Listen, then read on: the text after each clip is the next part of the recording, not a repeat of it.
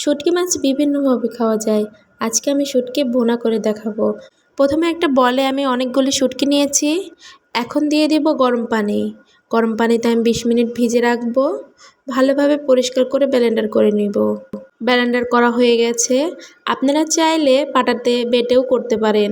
চুলাতে একটা প্যান বসিয়ে দিলাম। এখন দিয়ে দিব খাওয়ার রেগুলার তেল পরিমাণ মতো। গরম তেলে দিয়ে দিব পেঁয়াজ থেতো আর রসুন থেতো। সব উপকরণগুলো ভেজে নিব। এখন দিয়ে দিব মরিচের গুঁড়া 2 চামচ। আপনারা এখানে ঝালের পরিমাণটা বাড়িয়ে কমে দিতে পারেন। সাধারণত ঝালের পরিমাপটা শুটকিতে বেশি হলে ভালো হয়। দিয়ে দিব 1 চা চামচ হলুদের গুঁড়া। দিয়ে দিব 1 চা চামচ লবণ। আপনারা এখানে আপনাদের প্রয়োজন লবণটা দিবেন।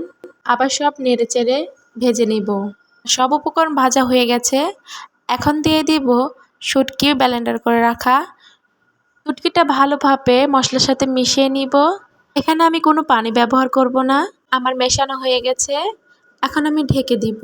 ঢাকনাটা খুলে আবার নেড়েচেড়ে দিব। আমি এখানে অনেকবার ঢাকনা খুলে নেড়েচেড়ে দিয়েছি। আমি 20 মিনিট পর দেখাচ্ছি।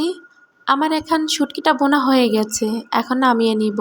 আজকের মতো এখানেই বিদায় নিচ্ছি। দেখা হবে পরবর্তী ভিডিওতে। আল্লাহ হাফেজ।